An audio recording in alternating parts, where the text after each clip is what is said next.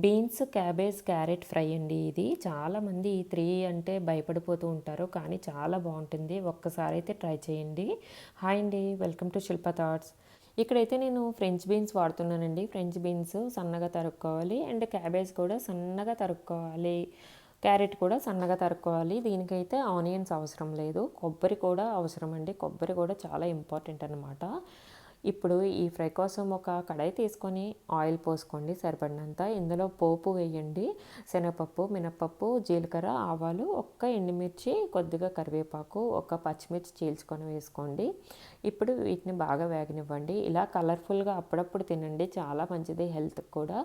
ఇక్కడ పోపు వేగిపోయింది. ఇప్పుడు తరిగి పెట్టుకున్న బీన్స్, క్యారెట్, క్యాబేజ్ కూడా వేసేసుకోండి వెంటనే.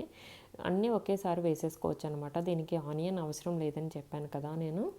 ఇందులో ఇప్పుడు కొద్దిగా పసుపు, కొద్దిగా సాల్ట్ చల్లుకొని మూత పెట్టేసేయండి. బాగా కలుపుకొని మూత పెట్టేయడం వల్ల బాగా మగ్గిపోతుంది.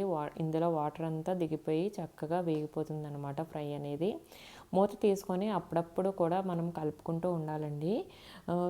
కలుపుకోకపోతే అడుగు మాడిపోతుంది కదా, చూసుకొని చక్కగా చేసుకోండి. సిమ్లోనే చేసుకోండి. ఇది ఫ్రై బాగుంటుంది, లేకపోతే మాడిపోయే ఛాన్స్ ఉంటుందన్నమాట. చూడండి బాగా మగ్గిపోయింది ఇప్పుడు ఫ్రై.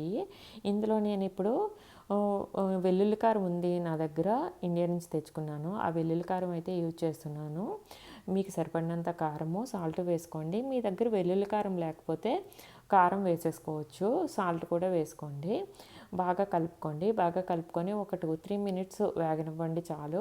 ఇందులో ఇప్పుడు కోకోనట్ పౌడర్ నేను చేసుకున్నాను. చిన్న మిక్సీ జార్ ఉంటుంది కదా, అందులో కోకోనట్ వేసుకొని జస్ట్ తిప్పితే వచ్చేస్తుంది ఇలాగ పౌడర్ లాగా. ముదర కొబ్బరికాయ వాడండి, బాగుంటుంది. ఇప్పుడు ఈ ఫ్రై మీద ఇవన్నీ ఈ కోకోనట్ పౌడర్ అంతా చల్లేసుకొని చక్కగా 2-3 మినిట్స్ వేగితే చాలండి, అయిపోయినట్టే ఫ్రై అనేది. మీరు వెల్లుల్లి కారం లేకపోతే స్టార్టింగ్లో పోపులో వెల్లుల్లిపై చితక్కొట్టి వేయండి, బాగుంటుంది.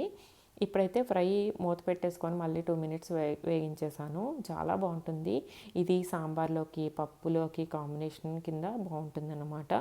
చూడండి ఇక్కడ ఫ్రై అయితే ఇలా అయిపోయింది. మీరైతే తప్పకుండా ట్రై చేసి కామెంట్ అయితే చేయండి, లైక్ కూడా చేయండి. ఇక్కడ బ్రౌన్ రైస్, ఎగ్ ఫ్రై, పప్పు, టమాటో చేశాను అనమాట.